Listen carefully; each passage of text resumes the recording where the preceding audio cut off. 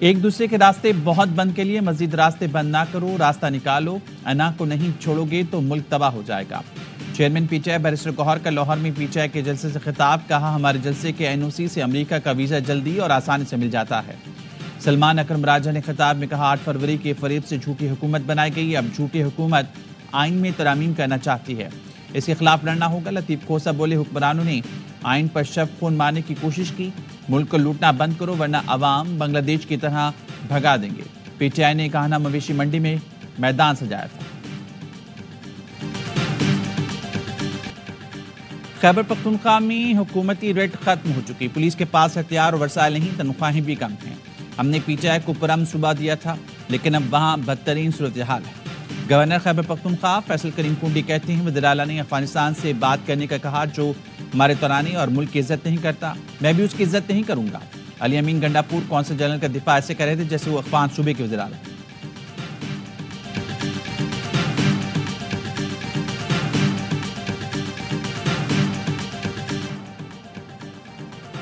تانا I-9 کے مقدمے میں وزیر اعلیٰ خیبر پختونخوا کے ناقابل ضمانت وارنٹ جاری، جوڈیشل کمپلیکس حملہ کیس میں علی امین گنڈاپور کی ضمانت قبل از گرفتاری کی درخواست خارج۔ جوڈیشل مجسٹریٹ اسلام آباد شائستہ کنڈی نے علی امین گنڈاپور کے خلاف اسلحہ اور شراب برآمدگی کیس سننے سے معذرت کر لی، کیس واپس سیشن جج کو بھجوا دیا۔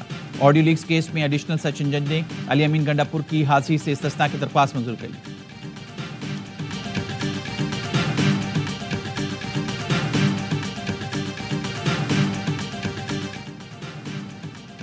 وزیر اعظم شہباز شریف لندن پہنچ گئے، ہائی کمشنر ڈاکٹر محمد فیصل اور دیگر عملے نے استقبال کیا۔ وزیر اعظم سینٹرل لندن میں اپنی رہائش گاہ پر 2 روز قیام کریں گے، 23 ستمبر کو امریکہ روانہ ہوں گے۔ اقوام متحدہ کی جنرل اسمبلی سے خطاب کریں گے، سائیڈ لائن پر مختلف سربراہان مملکت سے ملاقاتیں ہوں گی۔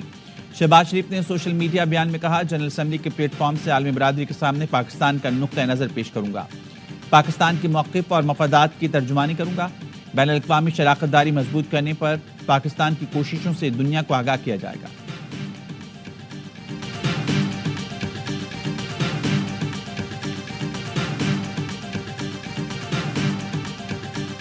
نون لیگ نے پی ٹی آئی کا جلسہ ناکام قرار دے دیا، وفاقی وزیر اطلاعات عطا تارڑ نے کہا پی ٹی آئی کو جلسے کے لیے فری ہینڈ دیا لیکن لوگ نہیں آئے، پنجاب والے مہمان نواز لوگ ہیں، رکاوٹ کھڑی نہیں کی، راستے کھولے، فلاپ جلسے کے بعد یہ جرت نہیں کر سکیں گے کہیں جلسہ کریں۔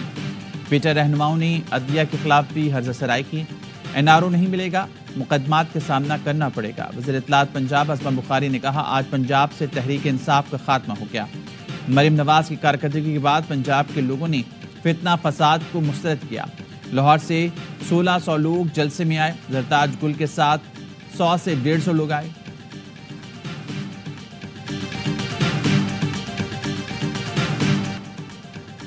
علی امین گنڈاپور کے پہنچنے سے پہلے جلسہ ختم، 6 بجتے ہی سپیکر بجنے بند، لائٹیں بجھا دیں۔ لاہور انتظامیہ نے ٹائم ختم ہوتے ہی پی ٹی آئی کا جلسہ ختم کرا دیا۔ پی ٹی آئی اسلام آباد کی طرح لاہور میں بھی وقت کی پابندی نہ کر سکی، ڈیڈ لائن کے بعد بھی جلسہ جاری تھا، پولیس کو سٹیج تک آنا پڑا، قیادت کو سٹیج سے اترنے کی درخواست کی، ڈی جے سے ساؤنڈ سسٹم بند کرایا، جلسہ گاہ میں اندھیرا چھایا، کارکن موبائل جلا کر جلسہ گاہ روشن کرنے کی کوشش کرتے رہے۔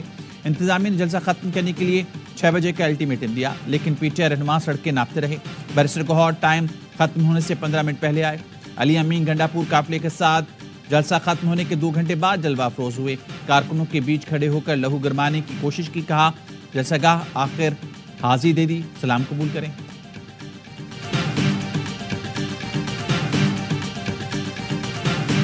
وزیر اعلیٰ خیبر پختونخوا کو جلسہ گاہ پہنچنے میں شدید دشواری کا سامنا، پنجاب حکومت نے دعووں کے برعکس کنٹینرز لگا کر راستے بند کر دیے۔ علی امین گنڈاپور جلسے کے راستے میں رکاوٹیں دیکھ کر غصے میں آ گئے، بندوق کا بٹ مار کر راستے میں کھڑے ایک ٹرالر کا شیشہ توڑ ڈالا۔ علی امین گنڈاپور کے ساتھ موجود کارکنوں نے بھی کنٹینرز پر لاٹھیاں اور پتھر مارے۔ انتظامیہ نے گنڈاپور پر اسلام آباد جلسے کی تقریر پر معافی مانگنے کی شرط لگائی تھی۔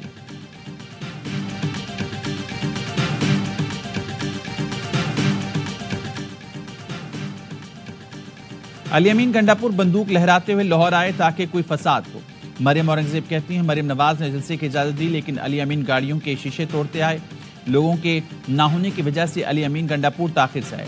علی امین گنڈاپور کو ٹھنڈ پڑ گئی، ہو تو مریم سے کارکردگی کا مقابلہ کر لیں، عوام نے آج پی ٹی آئی کو مسترد کر دیا۔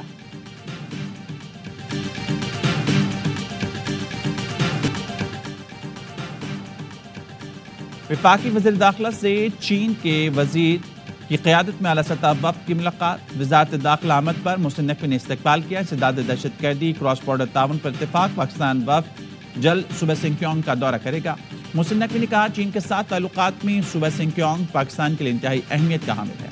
سی پیک کا منصوبہ بھی چین کے صوبہ سنکیونگ سے گزرتا ہے۔ چاہتے ہیں منشیات، اسلحہ، ساز و سامان اور ہر قسم کی اسمگلنگ کا سدباب کیا جائے۔ چینی وزیر نے کہا پاکستان کے ساتھ تعلقات کو تمام شعبوں میں آگے بڑھانا چاہتے ہیں۔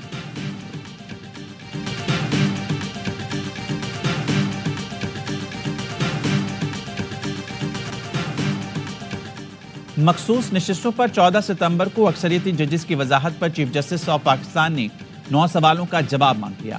چیف جسٹس کا رجسٹرار سپریم کورٹ کو خط سوال کیا۔ الیکشن کمیشن اور تحریک انصاف نے وضاحت کی۔ درخواست کب دائر کی؟ درخواستیں پریکٹس پروسیجر کمیٹی میں کیوں نہیں بھیجی گئیں؟ متفرق درخواستیں کاز لسٹ کے بغیر کیسے سماعت کے لیے فکس ہوئیں؟ کیا رجسٹرار آفس نے متعلقہ فریقین اور اٹارنی جنرل کو نوٹس جاری کیا؟ کس کمرہ عدالت یا چیمبر میں درخواستوں کو سنا گیا اور کس نے سماعت کی؟ درخواستوں پر فیصلہ سنانے کے لیے کاز لسٹ کیوں جاری نہیں کی گئی؟ فیصلہ سنانے کے لیے کمرہ عدالت فکس کیوں نہیں کیا گیا؟ اوریجنل فائل اور آرڈر سپریم کورٹ آفس میں جمع ہوئے بغیر فیصلہ کیسے اپلوڈ ہوا؟ فیصلہ سپریم کورٹ ویب سائٹ پر اپلوڈ کرنے کا حکم کس نے دیا؟ مخصوص نشستوں کا اکثریتی فیصلہ سنانے والے 8 ججز نے 14 ستمبر کو وضاحت جاری کی تھی۔ لکھا الیکشن کمیشن پی ٹی آئی کو اکثریتی جماعت تسلیم کر چکی۔ سرٹیفکیٹ جمع کروانے والے تمام اراکین تحریک انصاف کے تصور ہوں گے۔ الیکشن کمیشن ذمہ داری فوری پوری کرے۔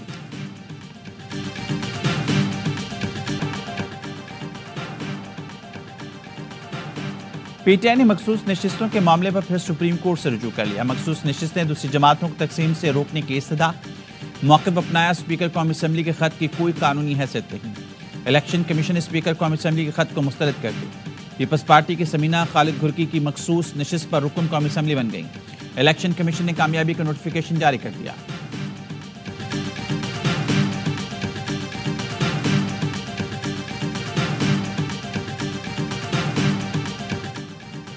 Practice and procedure ordinance Lahore high court میں چیلنج۔ درخواست میں موقف اپنایا گیا۔ صدارتی آرڈیننس بدنیتی پر مبنی ہے۔ پریکٹس اینڈ پروسیجر ایکٹ سے متعلق سپریم کورٹ کا فیصلہ موجود ہے۔ آرڈیننس سے سپریم کورٹ کے اختیارات کو کم یا زیادہ نہیں کیا جا سکتا۔ سپریم کورٹ بار کہنا ہے صدارتی آرڈیننس وکلاء برادری کی طویل جدوجہد سے انحراف ہے۔ آرڈیننس عملی طور پر 2023 ایکٹ کو منسوخ کرنے کے مترادف ہے جو ناقابل قبول ہے۔ پاکستان بار کونسل کے بھی صدارتی آرڈیننس پر تحفظات کا تھا۔ اعلامیے میں کہا حکومتی آرڈیننس پاکستان بار کونسل کے سامنے رکھا جائے۔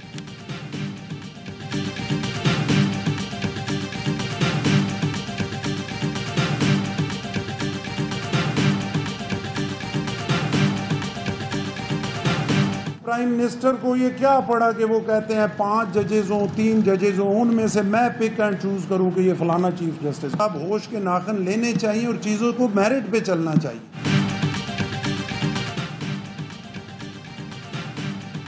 وزیراعظم ہوش کے ناخن لیں، چیزوں کو میرٹ پر چلنا چاہیے۔ انہیں کیا پڑی ہے وہ ججز کی سلیکشن خود کریں۔ گورنر پنجاب سردار سلیم حیدر کی تنقید۔ کوہٹا میں انٹرنیشنل لا کانفرنس سے خطاب میں کہا وزیراعظم کہتے ہیں کہ 5 یا 3 ججز میں سے انتخاب کریں گے۔ سپریم کورٹ میں کوئی بھی میرٹ پر چیف جسٹس بنتا ہے تو بننے دیں، جب کوئی ریٹائر ہوتا ہے تو اس کو جانے دیں، ایکسٹینشن کیوں دیتے ہیں؟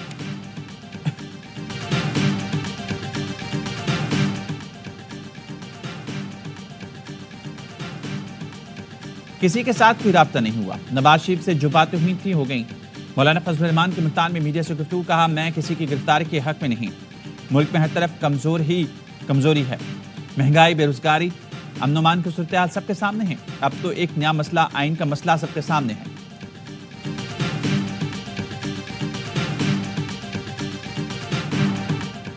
اپوزیشن پارٹیاں آئین ترمیم کو مکمل طور پر مسترد کریں۔ آئینی ترمیم کے نام پر عدلیہ کو یرغمال بنانے کی کوشش ہو رہی ہے۔ تمام جمہوریت پسندوں کو اس کے خلاف سڑکوں پر نکلنا ہوگا۔ امیر جماعت اسلامی حافظ نعیم الرحمان کا خطاب، کہا ملک کو بچانا ہے تو سب کو آئین کی حدود میں رہ کر کام کرنا ہوگا۔ موجودہ حکومت عوام کے مینڈیٹ پر ڈاکہ ڈال کر بنائی گئی ہے۔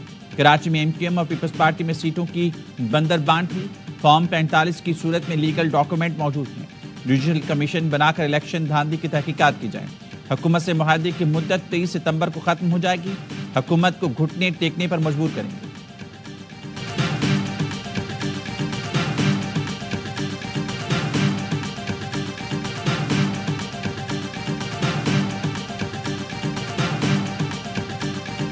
پی ٹی آئی آئینی ترمیم کی حمایت کرتی ہے کسی صورت میں بھی اس پارلیمنٹ سے، وہ پاکستان کے عوام سے غداری کا مرتکب ہوں گے. تحریک انصاف آئینی ترمیم کے اوپر مولانا فضل الرحمان سے یا کسی سے بھی یہ ساز باز کرے، اسی اسمبلی آئینی ترمیم لے کے آئے جو لوگوں کی نمائندہ ہی نہیں. جانا تو ہے ہی ہے، اس اسمبلی میں آپ نے استعفیٰ دینا ہے، چاہے 4 مہینے میں دیں یا 6 مہینے میں دیں. پی ٹی آئی آئینی ترامیم کی حمایت کرتی ہے تو یہ عوام سے غداری ہوگی. فارم 47 کی پارلیمنٹ میں پی ٹی آئی کو اجازت نہیں ہے کہ کسی آئینی ترمیم کی حمایت کرے. سابق وفاقی وزیر فواد چودھری کی پروگرام خبر میں گفتگو. کہا پی ٹی آئی کو آئینی ترمیم کے لیے مولانا یا کسی سے اور ساز باز کی اجازت نہیں. یہ اسمبلی عوام کی نمائندہ نہیں، اسے تو باہر جانا ہی ہے. پی ٹی آئی اراکین کو مستعفی ہونا ہے 4 ماہ بعد یا 6 ماہ بعد.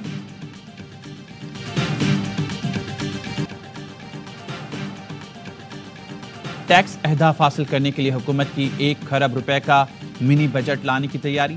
سیلز ٹیکس استثناء ختم اور ود ہولڈنگ ٹیکس عائد کیا جا سکتا ہے. ذرائع پی آر کا کہنا ہے اگست اور ستمبر کا ریونیو شارٹ فال 250 ارب روپے تک پہنچ جائے گا. ہر ماہ ریونیو شارٹ کے باعث مالی سال کے اختتام تک ٹیکس ہدف حاصل نہیں کیا جا سکے گا. رواں مالی سال میں ٹیکس ہدف 12,970 ارب روپے رکھا گیا. ٹیکس نیٹ بڑھانے کے بجائے موجودہ ٹیکس نیٹ پر مزید بوجھ ڈالا جائے گا. بھارتکار پاکستان کے بعد ایران کے قومی ترانے کی توہین کے بھی مرتکب. تہران میں بین الاقوامی اسلامی اتحاد کانفرنس میں شریک افغان نمائندے ایران کے قومی ترانے کے احترام میں کھڑے نہیں ہوئے. اقدام سے بھارتی اداب کے خلاف قرار. ایرانی وزارت خارجہ نے افغان سفیر کو طلب کر لیا. افغان حکام کہتے ہیں قومی ترانے میں موسیقی کی وجہ سے افغان نمائندے کھڑے نہیں ہوئے. اس کا مطلب ہے بے عزتی نہیں تھا. گزشتہ ہفتے پشاور میں افغان کونسل جنرل بھی پاکستان کے قومی ترانہ پڑھے جانے پر بیٹھے رہے تھے، جس پر پاکستان نے شدید احتجاج کیا تھا.